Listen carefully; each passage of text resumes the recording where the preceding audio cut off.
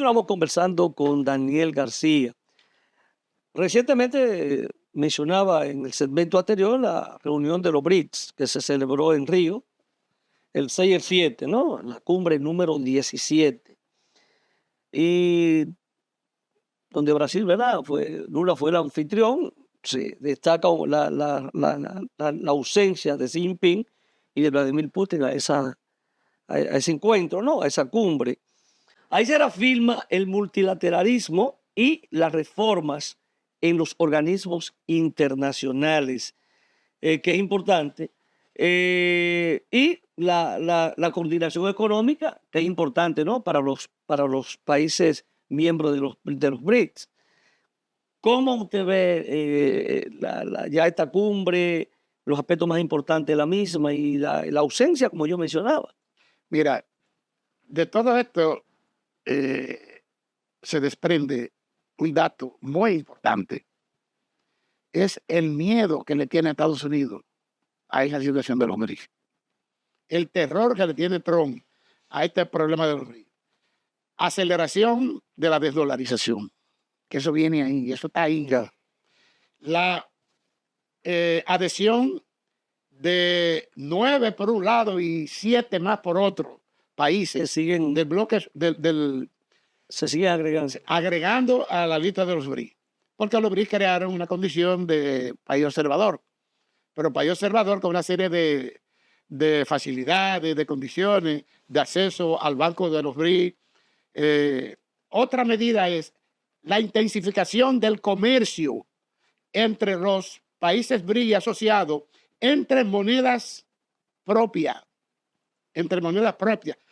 lo cual da a entender el miedo que le tienen al problema de la desdolarización, porque en la medida en que los BRICS negocien entre ellos con una moneda, el dólar no tiene ningún papel que desempeñar ahí, ni con reservas. Eso no vendrá por ahora, eso quedaría mucho tiempo todavía. Entonces, cierto, pero poco a poco se le va recortando la posibilidad, porque hay que tener en cuenta, señores, que el principal producto de exportación de la economía norteamericana es el dólar, los bonos del tesoro. Ahí es que está todo el poder económico del sector financiero, de la élite financiera mundial, de la economía norteamericana, y eso se revela, se proyecta ahí por las sombras que le ponen los BRICS al dólar y a los intereses hegemónicos norteamericanos. Además, hay que tener en cuenta que con la radicalización de las posiciones de bloque, eso trae por consecuencia que el mundo se fraccione de una manera determinante y que Occidente realmente se ponga en una posición de aislamiento completo, porque el G7 no compone nada, ni económico, ni en población, ni en producción. Pero compone algo, no puede decir que no compone nada. Bueno, no compone nada en términos comparativos con los BRICS. Además, hay que darse cuenta que ¿quiénes son los que constituyen el G7? Italia, una economía caída. Estados Unidos es el único fuerte. Inglaterra, que es un país que tiende a desaparecer. A desaparecer. Inglaterra, un país cuya economía hoy está por debajo de cualquier economía de Europa. Pero tiene una situación económica complicada, pero no es la complicada, no. Mira, esta es la situación de Inglaterra, sin caer en muchos detalles, que no tiene presupuesto para resolver el déficit ni de balanza comercial, ni de asistencia militar, ni para reparar los submarinos que tienen, ni los barcos, ni para engrosar las fuerzas armadas.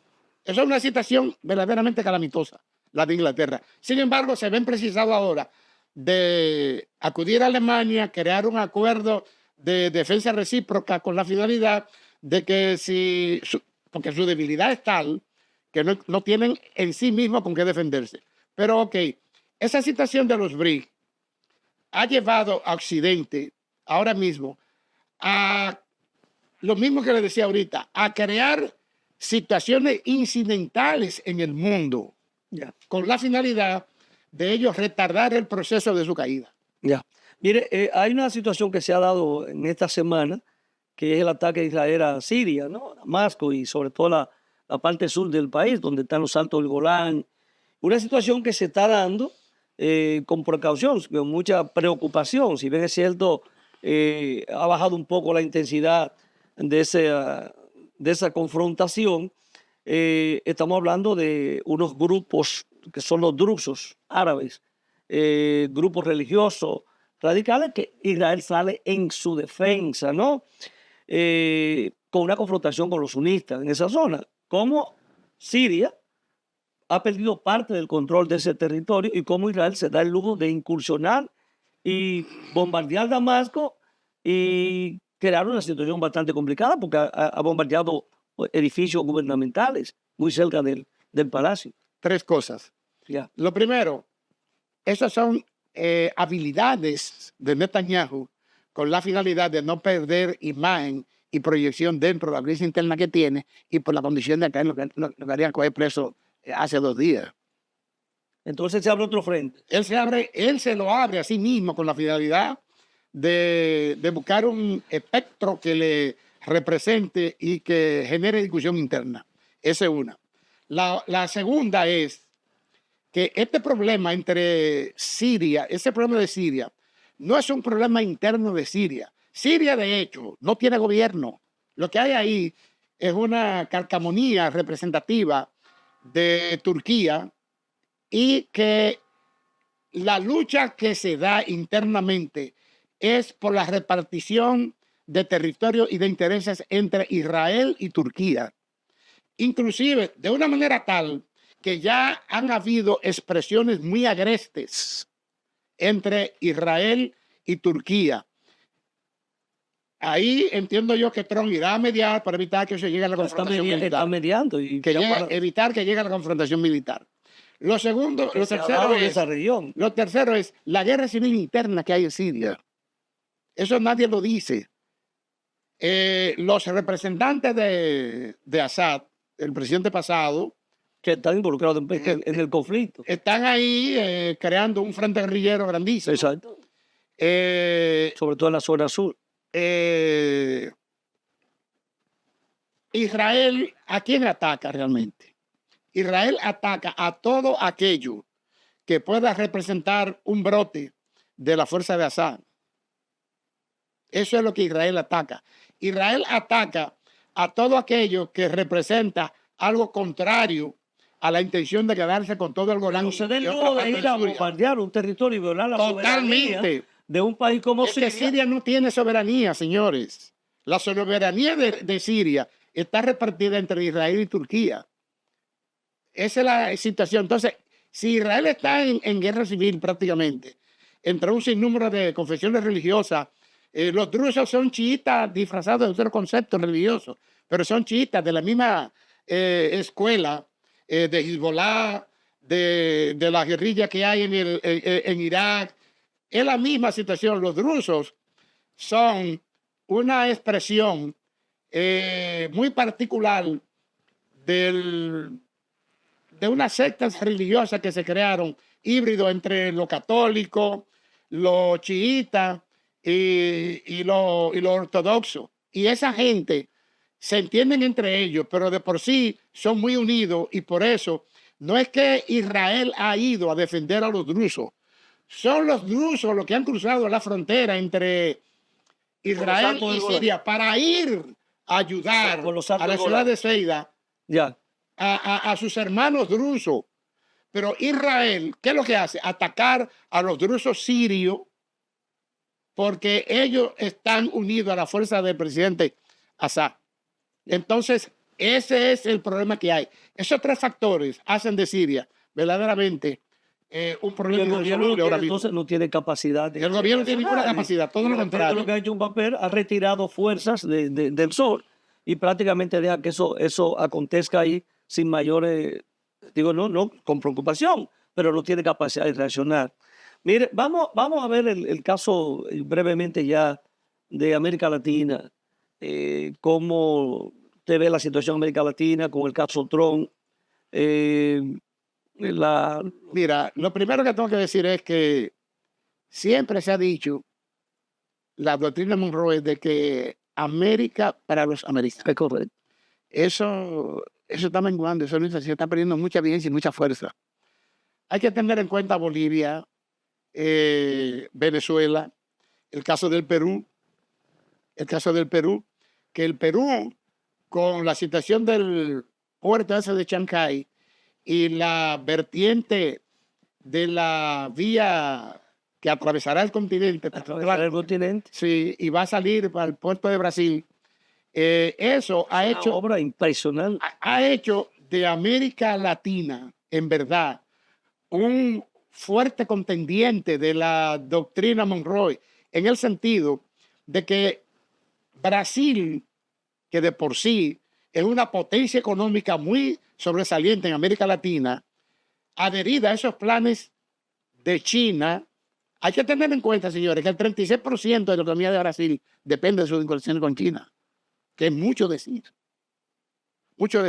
y que son empresas chinas las que están aplanadas la tierra rara de Brasil, y que Trump pretende volver a retomar a Bolsonaro, a su amigo personal, con la finalidad de que Bolsonaro saque a Brasil de los BRICS, Que igual que detenga- como hicieron, como que hizo, detenga esa alianza con China. no la quiere, Digo, no, que la detenga.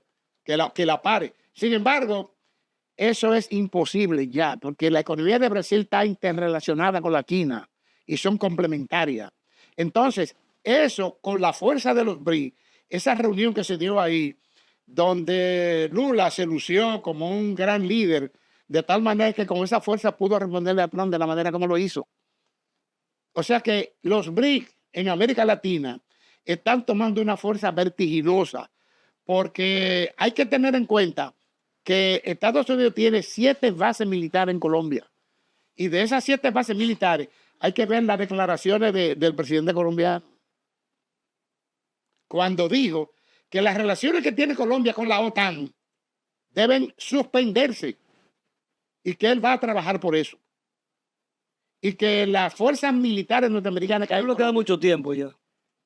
Pero está dando declaraciones que están incendiando los intereses norteamericanos en la zona.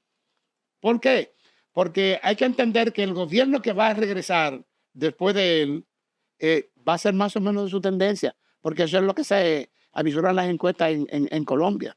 Entonces, Pierde Estados Unidos espacio, no logrará Mucho. Donald Trump recuperar espacio. no, todo lo contrario. Y la política que además, la implementar. política de Trump, Porque de golpeo a América Latina también. la Con el tema de los aranceles. la política norteamericana de presionar con esas tarifas, de usarla como un medio de persecución política y de invasión a la soberanía y los intereses La particulares de cada país. deportación a todos los países. Todo de los junto con el inmigrantes. programa migratorio, Exacto. porque el programa migratorio es con América Latina. Claro. Es con América Latina.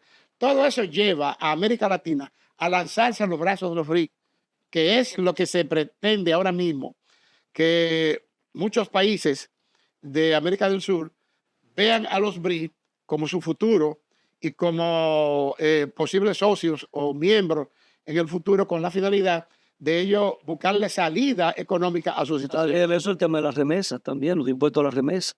O sea, que es un golpeo para América Latina. O sea, no hay forma de acercarte cuando tú estás golpeando. En verdad, la situación de Trump es precaria, muy precaria, tanto en sus objetivos de volver a Estados Unidos grande de nuevo, tanto con el problema Pacificación. de la crisis interna que tiene con el Mega, Claro. las encuestas que le están dando para abajo Exacto. a toda velocidad, y su pretensión de traer empresas, nuevas empresas, o que las empresas retornen a Estados Unidos, y el problema de la recuperación económica con el problema de la deuda a través de los cobros de impuestos masivos que puedan darle el problema de la presión tributaria. Todo eso es para abajo que va. Bueno, hemos llegado al final. ¿Qué le parece? No hay más tiempo. Así es que muchísimas gracias, Daniel, por haber compartido este espacio la noche de hoy, y nos despedimos hasta un próximo encuentro contigo. Muchas gracias. Muchas gracias. A usted, amables televidentes, ha sido un placer compartir su espacio Visión Integral la noche de hoy. Nos vemos, Dios mediante, la próxima semana.